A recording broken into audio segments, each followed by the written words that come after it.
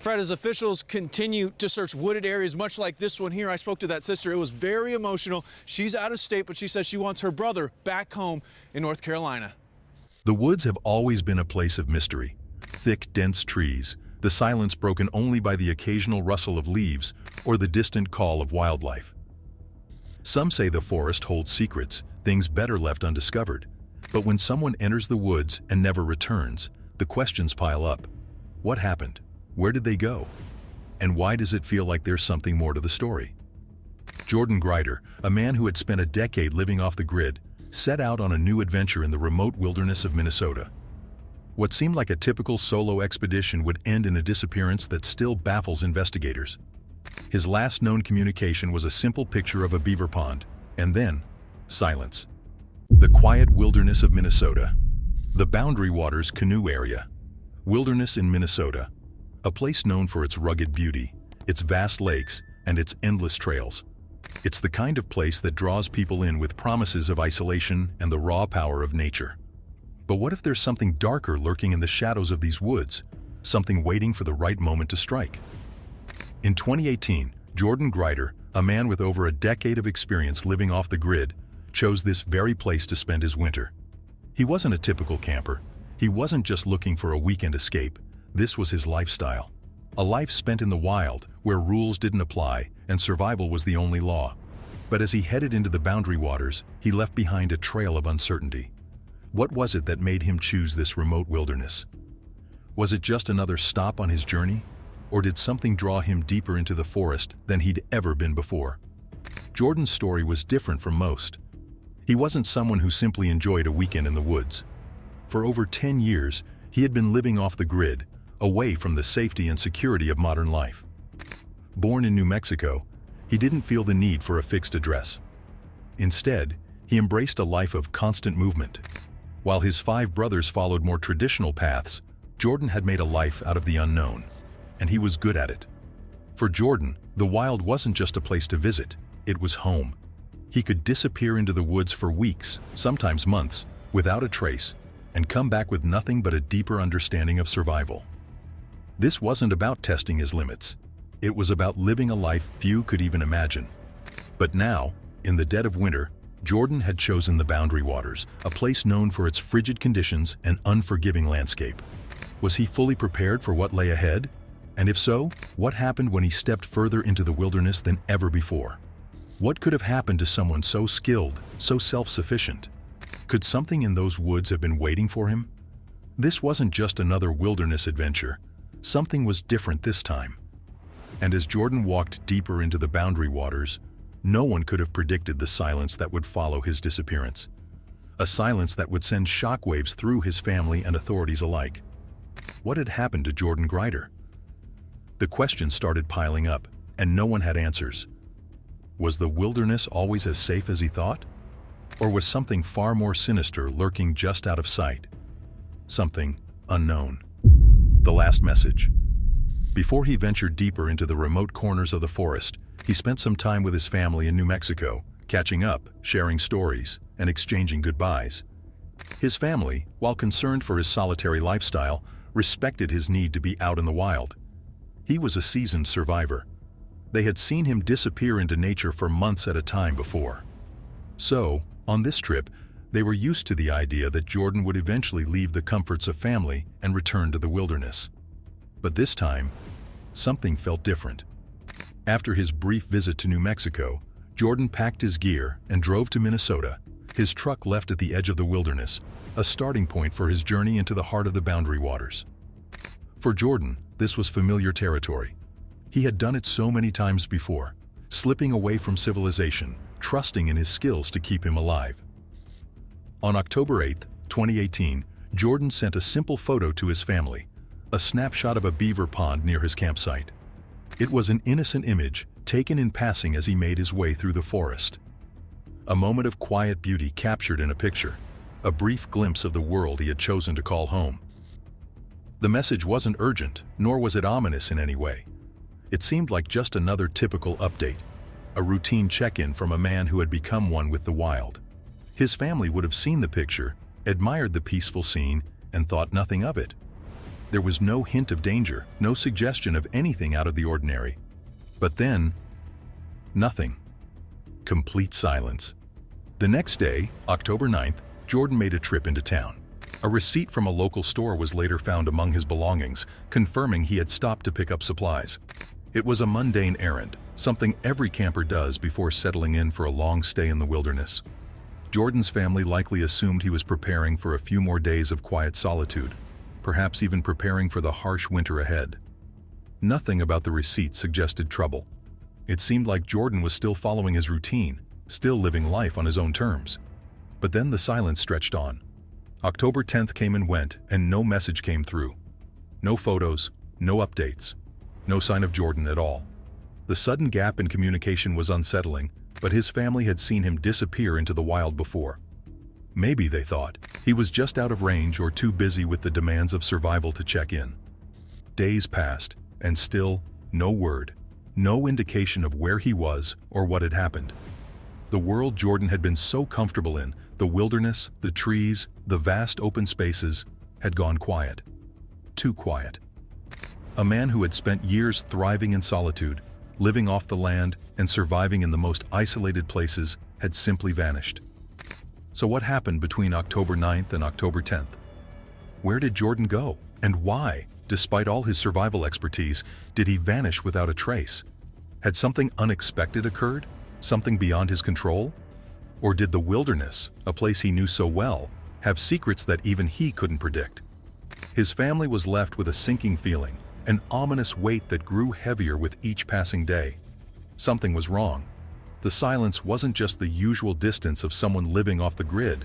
It felt like something had gone terribly, terribly wrong.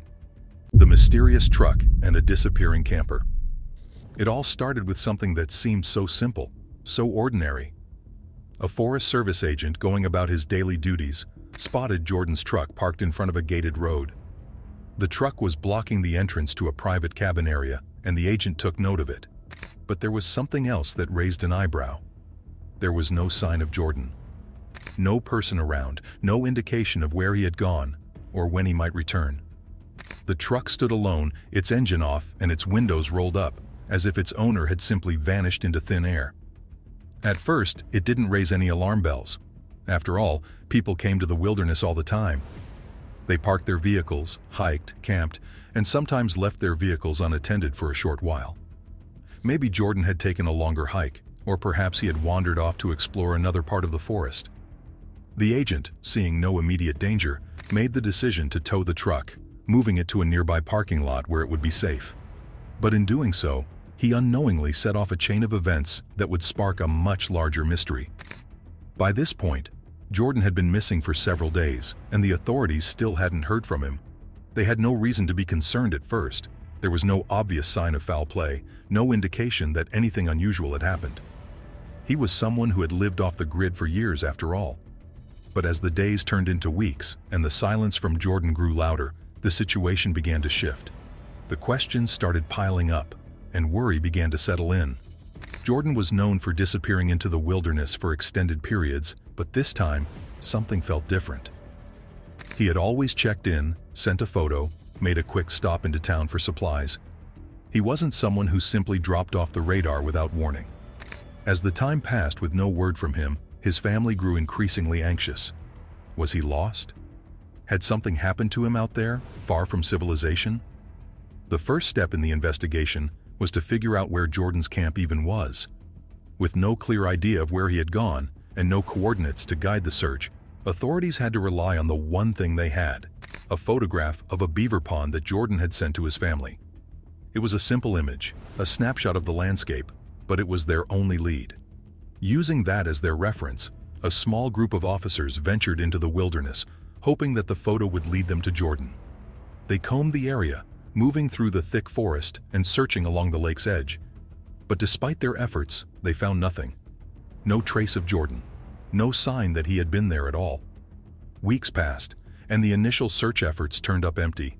The once quiet fear of his family began to shift into something darker, something more unsettling. The thought that Jordan could still be out there, alone and possibly in danger, gnawed at them. They had no answers, only more questions. And with each passing day, the hope of finding him grew thinner. It wasn't just that he had gone missing, it was the circumstances surrounding it. The truck, left in such an odd location, the absence of any signs pointing to his camp, the lack of any communication. Everything about this disappearance felt off. Something wasn't right. The wilderness that had once been a refuge for Jordan now felt like a vast, indifferent expanse, swallowing him whole. The small search party continued their work, but the more they searched, the less certain they became. There were so many theories, so many possibilities. But for now, all they had was the truck, the photo, and an eerie silence that seemed to hang over the wilderness, as if it too was holding its breath, waiting for the truth to emerge. A chilling discovery. Then, in late October, something eerie surfaced, a seemingly small, insignificant find, but one that would later send chills down the spines of those involved in the search. A Forest Service agent, combing the vast wilderness for any clues, stumbled upon a baseball cap along the Sioux Hustler Trail. Could it have belonged to Jordan? At first, there was no way to be certain. The cap could have been dropped by anyone, any hiker or camper passing through. But as the search for Jordan dragged on, every new piece of potential evidence became more significant.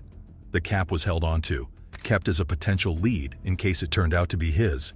But the discovery raised more questions than it answered. Was this the first clue that would lead authorities to Jordan, or was it just another false trail to follow? The days turned into weeks, then months. The initial search had yielded nothing, and Jordan's family, growing frantic with worry, began to fear the worst. It had been weeks since anyone had heard from him, and as time passed, the mystery deepened. Authorities couldn't let the case go. They couldn't shake the feeling that something was terribly wrong. Still, despite the growing concerns, the wilderness had swallowed Jordan's story and no answers surfaced. But just as hope began to dwindle, something emerged that would bring the case back into sharp focus. In early April of 2019, nearly 6 months after Jordan had vanished, a team of searchers made a discovery that would change everything. They uncovered Jordan's campsite. The campsite, evidence of a life lived and a life lost. The discovery of Jordan's campsite was nothing short of chilling. Hidden deep within the wilderness, away from the more frequently traveled paths, the site seemed to tell a story of someone who had been living there for an extended period. Located on a south-facing slope, the campsite appeared to be a carefully chosen spot, one that would provide shelter from the harsh northern winds. It was the kind of location a survivalist would pick, someone with the skills to thrive in the wild. But the longer the searchers looked, the more unsettling details emerged. The shelter wasn't a traditional tent.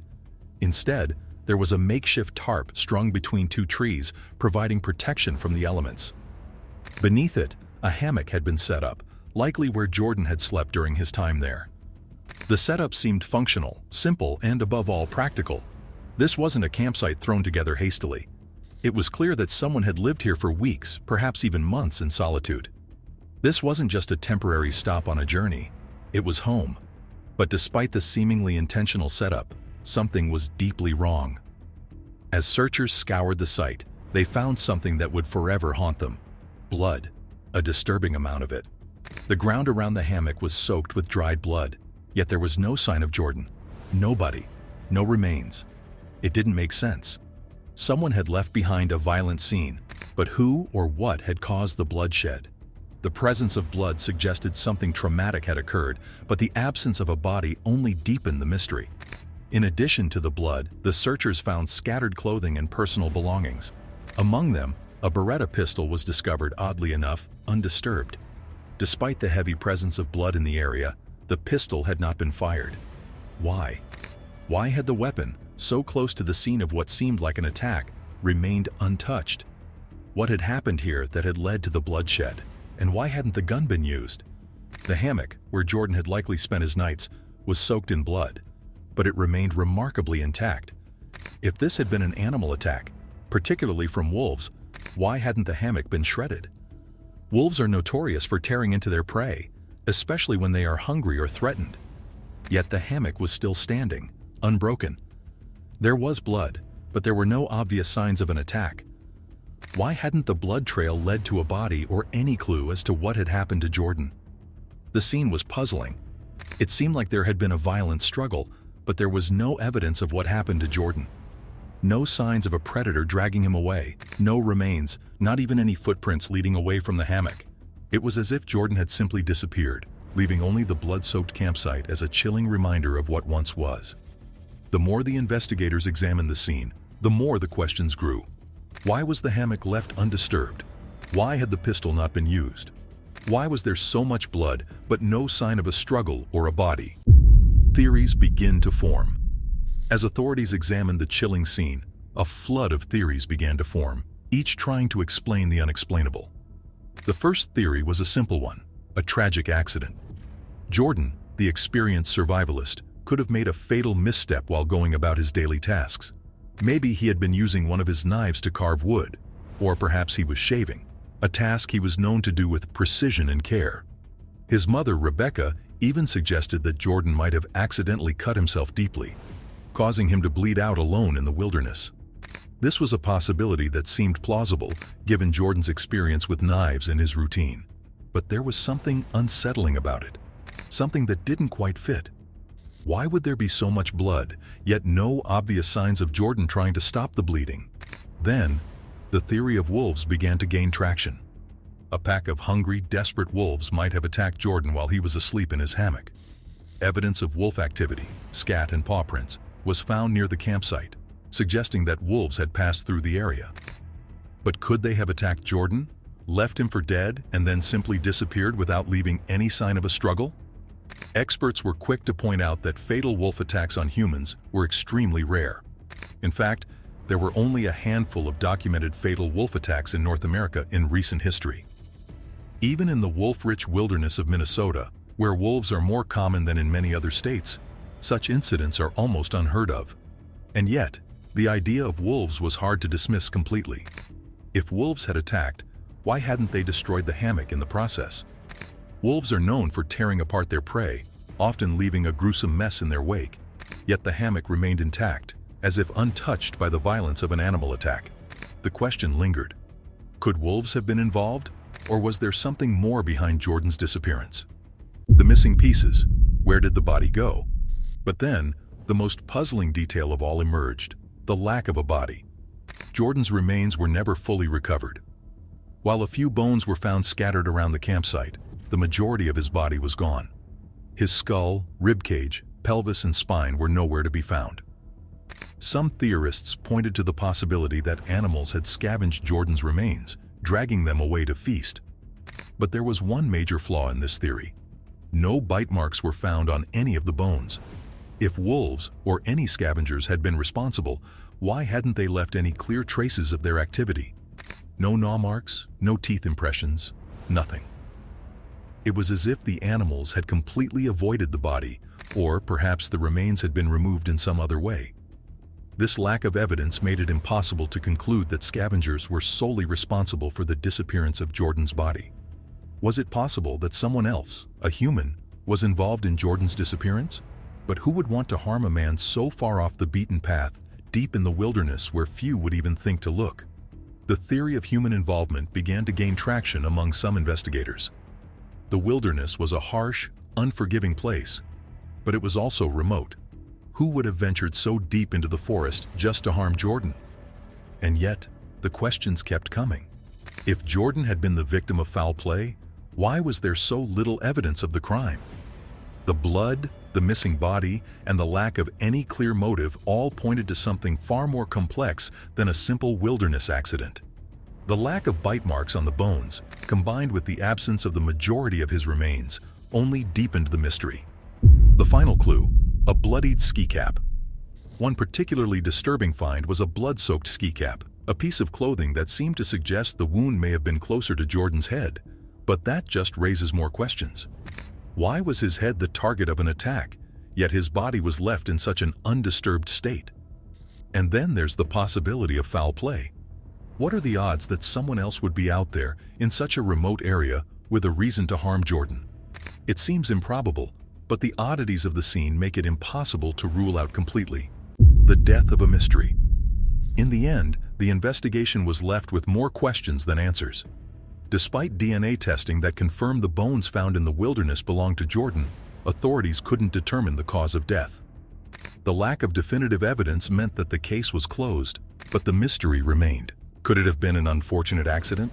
A fatal slip while shaving? Or perhaps a more sinister force was at play in the wilderness that night? As the years pass, the mystery of Jordan Grider's disappearance lingers. The bloodied campsite, the missing bones, the eerie silence, all add up to one chilling conclusion.